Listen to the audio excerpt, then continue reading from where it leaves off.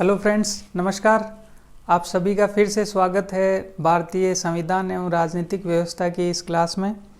पिछले वीडियो के अंदर हमने देखा था कि भारतीय संविधान का निर्माण किस प्रकार से हुआ।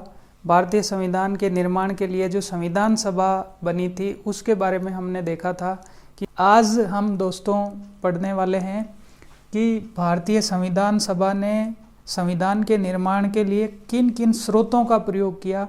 इसको हम आज देखने वाले हैं डिटेल से।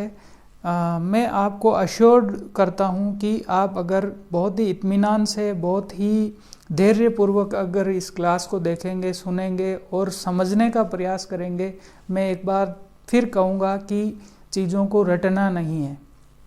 चीज़ों को अगर आप समझने का प्रयास करेंगे तो आप चाहे RS मेंस का एग्ज़ाम देवें, इंटरव्यू देवें या रीट का एग्ज़ाम देवें, किसी भी एग्ज़ाम में आप भारतीय संविधान एवं राजनीतिक व्यवस्था से संबंधित क्वेश्चन को गलत नहीं करेंगे, क्योंकि प्रश्नों की प्रकृति बदलती जा रही है। अब सीधा सीधा फैक्चुअल क्वेश्चन नहीं पूछा जाता है, आपको तथ्यों के और अवधारणाओं के मायाजाल में एग्जामिनर उलझाने का प्रयास करता है। तो आप अगर चीज़ों को समझ के और आत्मसात करने का प्रयास करेंगे तो मुझे उम्मीद है कि आप किसी भी क्वेश्चन को गलत नहीं करेंगे। तो हम समझने का प्रयास करते हैं कि भारतीय संविधान के कौन कौन से ऐसे स्रोत हैं जिनको विभिन्न देशों से या विभिन्न जगहों से संविधान सभा ने ग्रहण किया था। दोस्तों, भारतीय संविधान सभा की सबसे अच्छी बात ये थी कि भारतीय संविधान सभा में लगभग पूरे देश से जो है मेंबर्स थे और उन्होंने पूरे विश्व के संविधानों का अध्ययन किया और भारतीय संविधान के अंदर लगभग 60 देशों के इनपुट्स को उन्होंने शामिल किया। संविधान सभा के मेंबर्स ने बहुत डिटेल से अध्ययन किया और लगभग 60 देशों से प्रत्यक्ष और अप्रत्यक्ष रूप से जो है प्रावधानों को शामिल किया। तो सबसे पहले हम देखते हैं कि ब्रिटिश संविधान जो था उससे भारतीय संविधान में किन किन चीज़ों को शामिल किया। क्योंकि भारत के अंदर अंग्रेज़ों का 200 वर्ष से शासन चला आ रहा था और भारतीय शासन प्रणाली अंग्रेज़ों की शासन प्रणाली और प्रशासनिक व्यवस्था से काफ़ी निकट थी या अनुकूल थी। तो संविधान सभा ने भी ये महसूस किया कि ज़्यादातर चीज़ें जो स्वतंत्रता के बाद भी भारतीय शासन प्रणाली के लिए अनुकूल थी उनको ब्रिटिश जो है संविधान से अपना लिया गया था।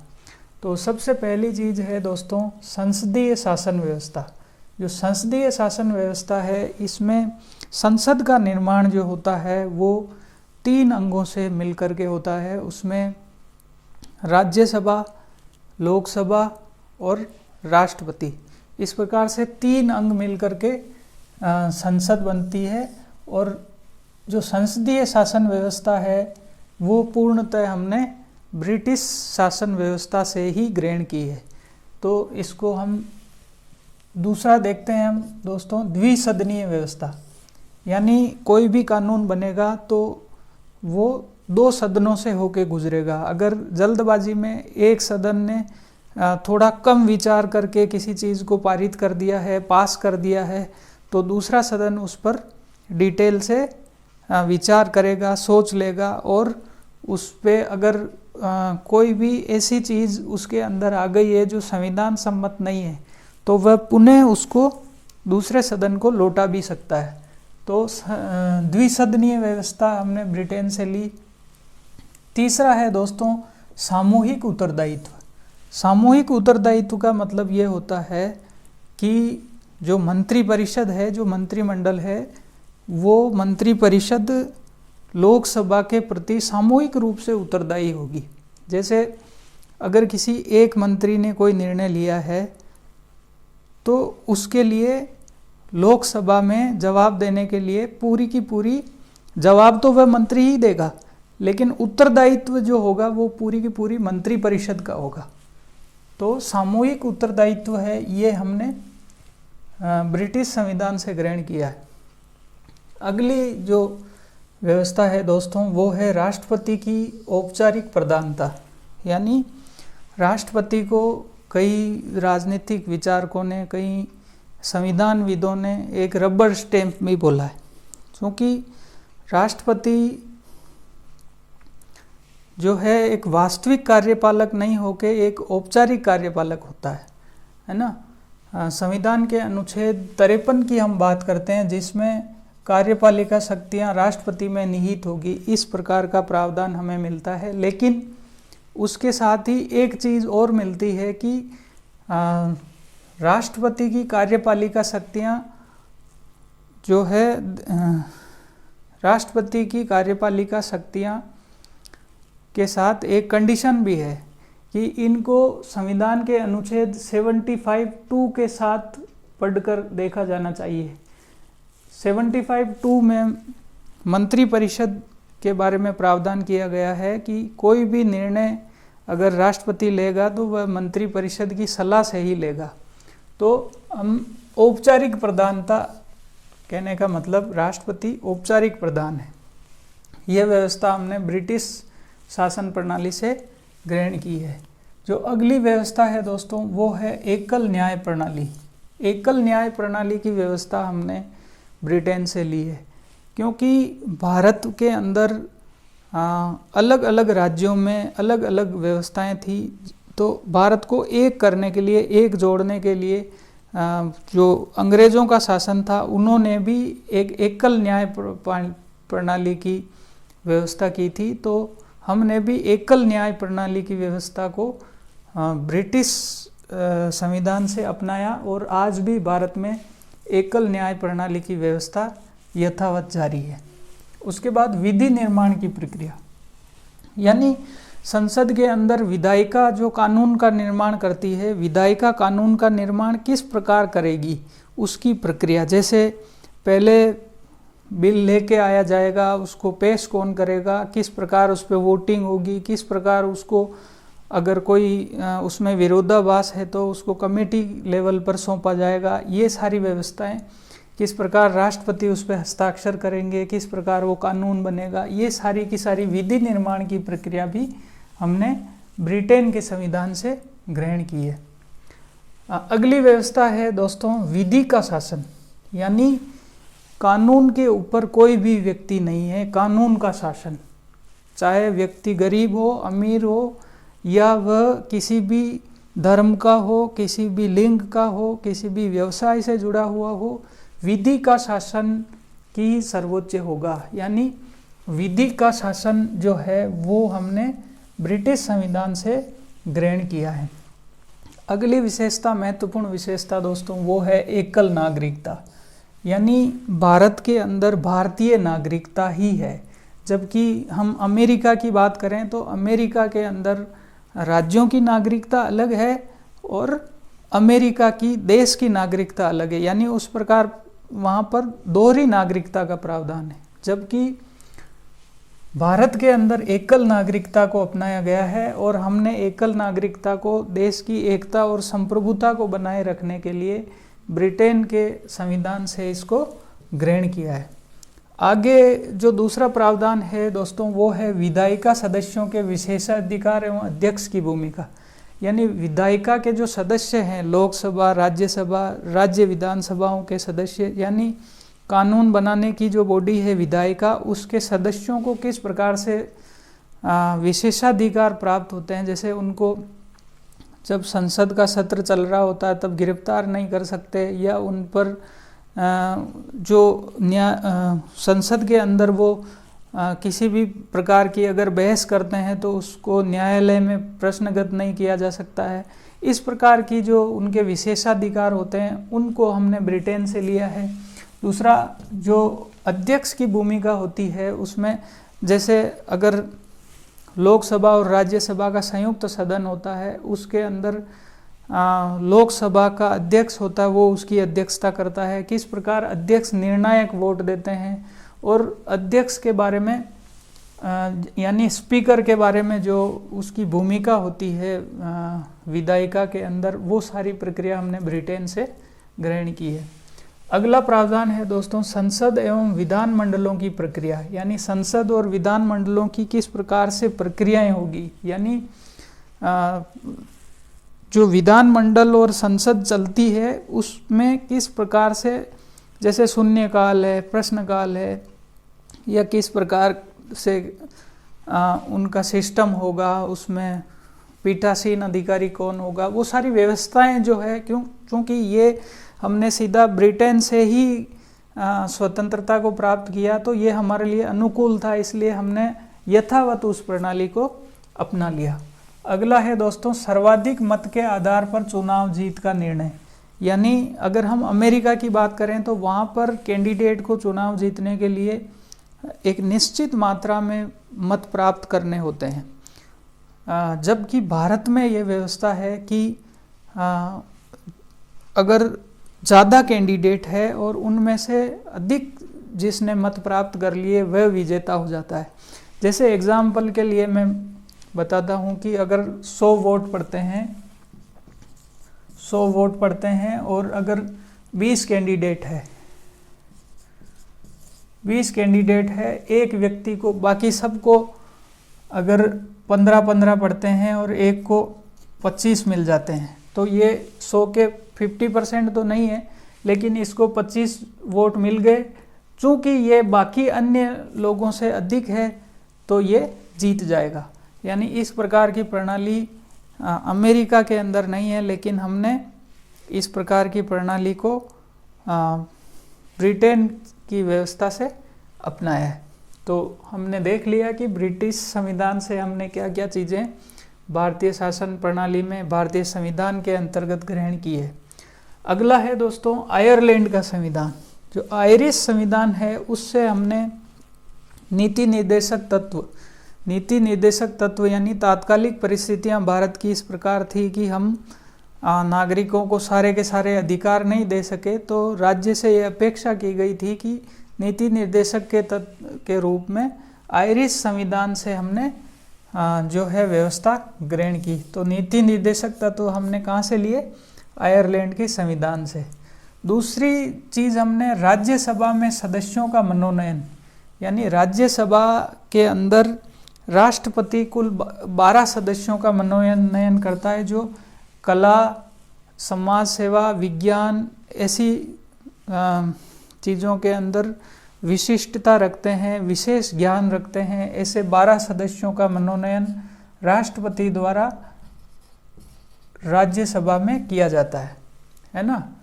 तो ये व्यवस्था भी हमने आयरलैंड के संविधान से ग्रहण की है। अगला देखते हैं दोस्तों राष्ट्रपति का निर्वाचक मंडल एवं पद्धति। राष्ट्रपति का निर्वाचक मंडल एवं राष्ट्रपति की निर्वाचन पद्धति है, वो भी हमने आयरलैंड के संविधान से ही ग्रहण की थी। राष्ट्रपति के निर्वाचन मंडल में कौन कौन शामिल होते हैं वो हम जब आगे फर्दर राष्ट्रपति के बारे में पढ़ेंगे तब हम डिस्कस करेंगे। अभी यहाँ पर वीडियो ज़्यादा लंबा हो जाएगा, तो हम इसको यहीं तक देखते हैं कि राष्ट्रपति का निर्वाचक मंडल एवं पद्धति को हमने आयरलैंड के संविधान से लिया था। अगला है दोस्तों संयुक्त राज्य अमेरिका। संयुक्त राज्य अमेरिका के संविधान से हमने क्या क्या प्राप्त किया है, चूँकि इस चीज़ को आप समझने का प्रयास करना कि अमेरिका में नागरिक इतने सशक्त हैं कि वो सरकार से तुरंत क्वेश्चन पूछ सकते हैं। क्वेश्चन तो हम भी पहुंच सकते हैं, लेकिन अमेरिका इतना एडवांस है कि वहाँ पर शासन प्रणाली पर नागरिकों का बहुत अधिक एक तरह से दबाव हम कह सकते हैं। तो वैसी जो प्रक्रियाएं हैं जो हमने संविधान में अमेरिका से लिए, वो इस प्रकार हमें थोड़ा सा एसेंस देती है कि वहाँ नागरिकों का संविधान के ऊपर या प्रणाली के ऊपर दबाव है। कैसे? जैसे मूल अधिकार। अब मूल अधिकार नागरिकों को अपने सर्वांगीण विकास के लिए जो अधिकार होते हैं, जो नागरिकों के लिए एसेंशियल होते हैं, उनको मूल अधिकार कहते हैं। तो ये नागरिकों का अधिक सशक्तिकरण हुआ, तो ये हमने अमेरिका से प्राप्त किए। उद्देशिका का विचार, उद्देशिका की भाषा नहीं, उद्देशिका का विचार हमने कहाँ से लिया? अमेरिका से लिया है। राष्ट्रपति पर महाभियोग की प्रक्रिया, पुनः राष्ट्रपति सर्वे सर्वा नहीं हो सकता, राष्ट्रपति पर महाभियोग लगा के दोनों सदनों से विशिष्ट बहुमत के माध्यम से राष्ट्रपति को हटाया जा सकता है। ये प्रणाली भी हमने अमेरिका से ग्रहण की है ना। स्वतंत्र न्यायपालिका, यानी जो है शासन के 3 अंग होते हैं, कार्यपालिका, व्यवस्थापिका और न्यायपालिका। तो कार्यपालिका और व्यवस्थापिका में संबंध है, लेकिन स्वतंत्र न्यायपालिका जो है उसका प्रावधान हमने अमेरिका से लिया है। न्यायिक पुनर्विलोकन, यानी कोई भी कानून बनता है या कोई भी आदेश जारी होता है या कोई भी विधि निर्माण होता है, वो अगर संविधान सम्मत नहीं है तो न्यायालय उसका पुनर्विलोकन कर सकता है और उसको शून्य भी घोषित कर सकता है। अगला प्रावधान है दोस्तों जनहित याचिका। जनहित याचिका के माध्यम से कोई भी नागरिक न्यायालय में ये पिटीशन दायर कर सकता है कि अधिकांश जनता के हित में कोई भी अमुक चीज है वो नहीं है या है। तो जनहित के विषय पर न्यायपालिका का ध्यान आकर्षण करने के लिए जनहित याचिका को दायर किया जा सकता है। ये क्वेश्चन दोस्तों आरएस एग्ज़ाम के प्रीलिम्स में पूछा जा चुका है। जब मैंने प्रीलिम्स एग्ज़ाम दिया था उसी समय शायद आरएस 2018 के प्रीलिम्स में ये पूछा गया है कि जनहित याचिका का प्रावधान भारतीय संविधान प्रणाली में कहाँ से लिया गया है। तो हो सकता है ये पुनः पूछ लिया जाए, इसको याद रखना।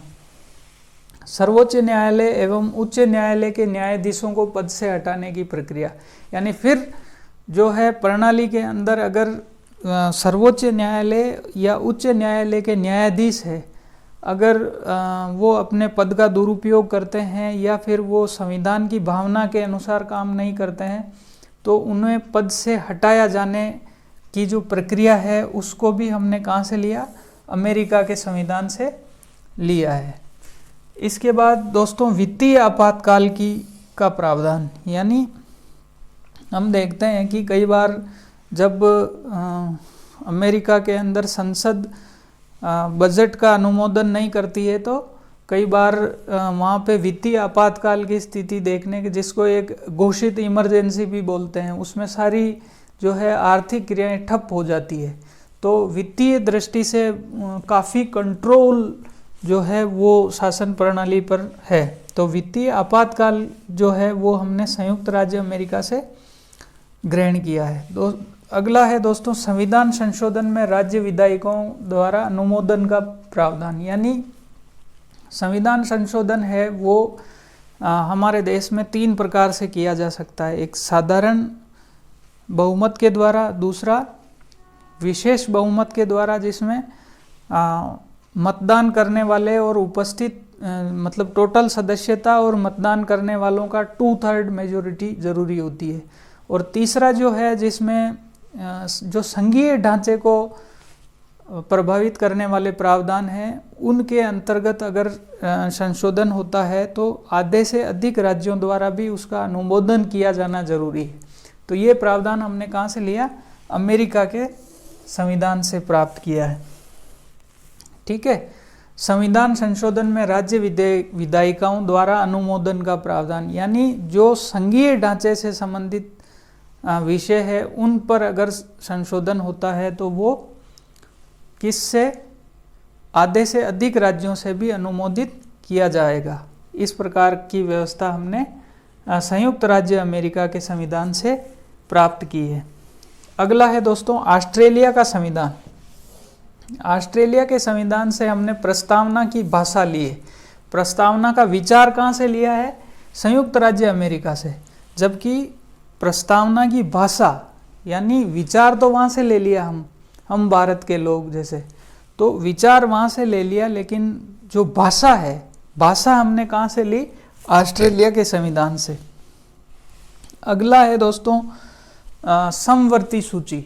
समवर्ती सूची यानी ऑस्ट्रेलिया के संविधान से हमने समवर्ती सूची यानी शक्तियों का विभाजन जब केंद्र और राज्य के बीच में शक्तियों का विभाजन होता है तो उसमें 3 सूचियां बनाई जाती है, केंद्र सूची, राज्य सूची और समवर्ती सूची। केंद्र सूची पर कानून केंद्र सरकार बनाती है, संसद बनाती है, और राज्य सूची के विषयों पर राज्य विधानमंडल कानून बनाता है, और समवर्ती सूची पर कानून बनाने का अधिकार केंद्र और राज्य दोनों को होता है। तो इस प्रकार से जो समवर्ती सूची है, कुछ विषय ऐसे होते हैं जो केंद्र और राज्य दोनों के लिए महत्वपूर्ण होते हैं। तो ये हमने ऑस्ट्रेलिया के संविधान से ग्रहण किया था। इसके बाद दोस्तों केंद्र राज्य संबंध, केंद्र और राज्यों का संबंध किस प्रकार से होना चाहिए। केंद्र और राज्यों के संबंध को हम विशेष रूप से 3 भागों में देख सकते हैं, जिसमें है कि वित्तीय संबंध कैसे हो, है ना, और प्रशासनिक संबंध कैसे हो, और कानूनी संबंध कैसे हो, इस प्रकार विधायी संबंध कैसे हो। तो केंद्र राज्यों का संबंध किस प्रकार होगा, ये भी हमने ऑस्ट्रेलिया के संविधान से लिया है। शक्तियों का विभाजन, अभी हमने बात की थी कि केंद्र सूची, राज्य सूची और समवर्ती सूची, तो शक्तियों का विभाजन हमने वहाँ से लिया, और विशेष रूप से समवर्ती सूची के बारे में जो व्यवस्था है वो हमने ऑस्ट्रेलिया के संविधान से ग्रहण की है। संसद के दोनों सदनों की संयुक्त बैठक, संसद के दोनों सदनों में अगर किसी विधेयक को, किसी कानून को लेकर अगर विरोधाभास की स्थिति उत्पन्न हो जाती है, उस दौरान राष्ट्रपति को ये अधिकार है कि वह संसद के दोनों सदनों की संयुक्त बैठक को आहूत कर सकते हैं। अगर संसद के सदनों की संयुक्त बैठक होती है, उसकी अध्यक्षता जो है दोस्तों वो लोकसभा के अध्यक्ष द्वारा की जाती है। तो इस प्रकार से प्रस्तावना की भाषा, समवर्ती सूची, केंद्र राज्य संबंध, शक्तियों का विभाजन, संसद के दोनों सदनों की संयुक्त बैठक, इस प्रकार की व्यवस्थाएं हमने ऑस्ट्रेलिया के संविधान से ग्रहण की है।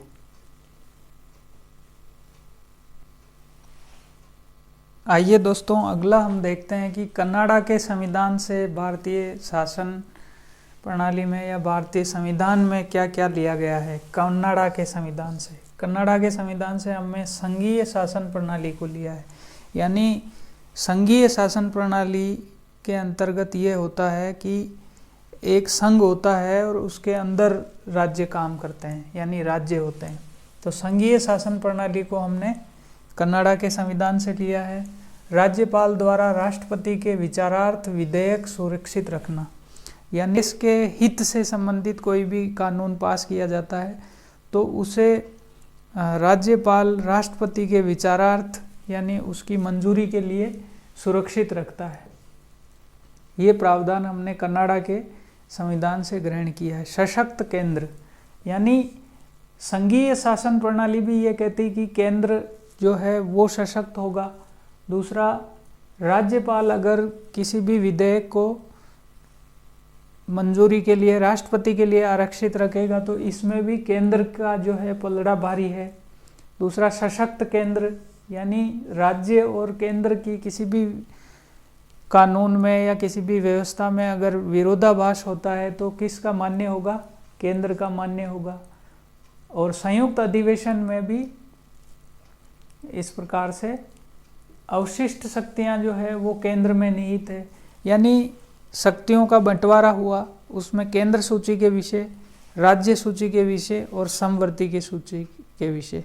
लेकिन अगर किसी ऐसे विषय पर विरोधाभास हो जाता है जिसमें राज्य और केंद्र दोनों के बीच में, तो जो है कौन सा कानून मान्य होगा, कानून वो केंद्र वाला जो होगा वो मान्य होगा। यानी अवशिष्ट शक्तियां जो है जिनका हमने केंद्र सूची, राज्य सूची और समवर्ती सूची के अलावा अगर कोई भी ऐसा सब्जेक्ट आ जाता है जिनमें स्पष्ट प्रावधान नहीं है तो वो सारी की सारी चीज़ें जो है केंद्र के पास होगी, यानी अवशिष्ट शक्तियां भी केंद्र के पास होगी। तो कनाडा का संविधान ये बोलता है कि केंद्र ही सर्वे सर्वा होगा, केंद्र ही शक्तिशाली होगा। तो कनाडा से हमने इस प्रकार की व्यवस्थाएं ली है। राज्यपाल की नियुक्ति केंद्र द्वारा, है ना, क्योंकि आज भी इसी व्यवस्था पे कई बार विरोध भी होता है कि जो है राज्यपाल को केंद्र सरकार नियुक्त करती है, राष्ट्रपति के द्वारा नियुक्त किया जाता है, और अगर वहाँ पर सरकार दूसरी पॉलिटिकल पार्टी की मेजॉरिटी वाली है तो उसमें कई बार विरोधाभास देखने को मिलता है। इस प्रकार का विरोधाभास राजस्थान में भी देखने को मिला था कुछ दिन पहले। ठीक है, तो ये व्यवस्था लेकिन केंद्र की मजबूती के लिए, एक प्रकार से राज्यपाल जो होता है वो केंद्र सरकार का एजेंट होता है, एक तरह से राष्ट्रपति को संवैधानिक व्यवस्था के बारे में अपनी सूचनाएं समय समय पर देता है। तो ये भी केंद्र के पक्ष में है। दूसरा, उच्चतम न्यायालय का परामर्शी न्याय निर्णयन, यानी उच्चतम न्यायालय कोई भी ऐसे विषय हैं जैसे निर्वाचन आयोग से संबंधित कुछ विषय है या फिर ऐसी चीज़ें हैं कुछ जिनमें निर्णय लेते समय वो राष्ट्रपति से अपना परामर्श लेता है, और राष्ट्रपति भी कुछ विषयों पर जो है उच्चतम न्यायालय से परामर्श लेता है। तो ये परामर्शी न्याय निर्णयन जो है ये व्यवस्था भी हमने कहाँ से ली है? कनाडा से ली है। अगला है दोस्तों जापान। जापान का कॉन्सेप्ट है और विधि द्वारा स्थापित प्रक्रिया जो है वो हमने जापान से ली है। ठीक है।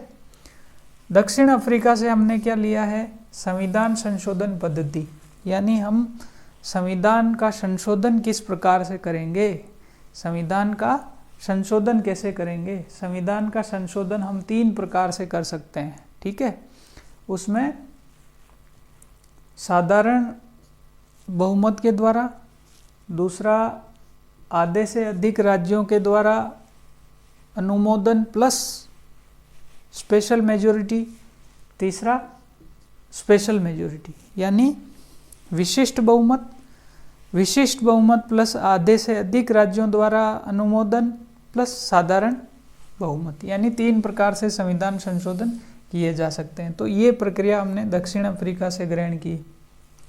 राज्यसभा का निर्वाचन, राज्यसभा के सदस्यों का निर्वाचन किस प्रकार से होगा, उसमें कौन कौन भाग लेंगे, ये व्यवस्था भी हमने दक्षिण अफ्रीका से ग्रहण की।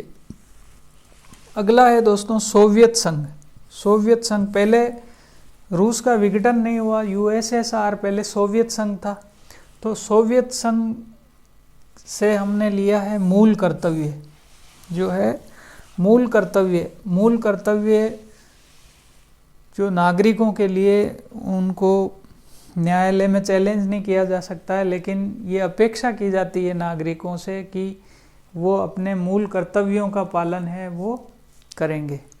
तो मूल कर्तव्य रूस से हमने लिए। प्रस्तावना में न्यायिक आदर्श, यानी सामाजिक, आर्थिक, राजनीतिक जो न्यायिक आदर्श है वो सारे हमने रूस से लिए हैं। ठीक है, सामाजिक, आर्थिक और राजनीतिक न्याय जो है रूस की क्रांति के आदर्श रहे हैं। तो एक तरह से सामाजिक, आर्थिक और राजनीतिक न्याय ये हमने रूस की क्रांति से लिए हैं। ठीक है। फ्रांस से हमने क्या लिया है? गणतंत्रात्मक शासन प्रणाली, यानी हमारा देश है वो गणतंत्र होगा, यानी हमारे देश का जो सर्वोच्च पदाधिकारी है, यानी हमारे देश का राष्ट्रपति है, वो वंशानुगत नहीं होकर के वो निर्वाचित होगा, यानी गणतंत्र होगा। गणतंत्रात्मक शासन प्रणाली ये हमने फ्रांस से ली है। स्वतंत्रता, समानता और बंधुत्व, ये फ्रांस की क्रांति के तीनों आदर्श हैं जो हमने फ्रांस की शासन प्रणाली से, फ्रांस के संविधान से हमने स्वतंत्रता, समानता और बंधुत्व के सिद्धांत को हूबहू हमारे संविधान में अपनाया है। इसके बाद दोस्तों अगला है जर्मनी का। जर्मनी से हमने आपातकालीन प्रावधान, है ना, जर्मनी से हमने आपातकालीन प्रावधान को ग्रहण किया है ना। जर्मनी से आपातकालीन प्रावधान। जर्मन का वाइमर जो है दोस्तों ये जर्मनी का संविधान था। वाइमर संविधान है वो जर्मनी का था, तो वहाँ से हमने आपातकालीन प्रावधान लिए हैं। और सबसे बड़ा स्रोत जो है भारतीय शासन प्रणाली का भारतीय संविधान का, वो है दोस्तों भारत शासन अधिनियम 1935। भारत शासन अधिनियम 1935 चूँकि ये ब्रिटिश शासन व्यवस्था में ब्रिटिशर्स द्वारा भारतीयों के लिए बनाया गया अंतिम एक विस्तृत जो है कानून था, तो इससे हमने लगभग 250 अनुच्छेद हमने भारत शासन अधिनियम 1935 से प्राप्त किए। तो इस प्रकार से लगभग 60 देशों के संविधानों को छानकर, और भारत के लिए क्या महत्वपूर्ण था, भारत के लिए किस प्रकार की शासन व्यवस्था हमारे लिए उपयुक्त थी, कौन सी चीज़ हमारे लिए हितकारी हो सकती है, उसको संविधान सभा ने एक तरह से 60 से अधिक जो है संविधानों को खंगाल कर अपने संविधान का निर्माण करवाया। इसी के साथ अपना ये वीडियो पूर्ण होता है। वीडियो देखने के लिए आपका बहुत बहुत धन्यवाद, बहुत बहुत आभार। और आप जो ये प्रेम दे रहे हैं, इसको ज़्यादा से ज़्यादा शेयर कर रहे हैं, ज़्यादा से ज़्यादा कमेंट कर रहे हैं, यही एक मेरे लिए मोटिवेशन का काम करता है। तो आप अपने दोस्तों के साथ इसको शेयर कीजिए। धन्यवाद। Thank you so much.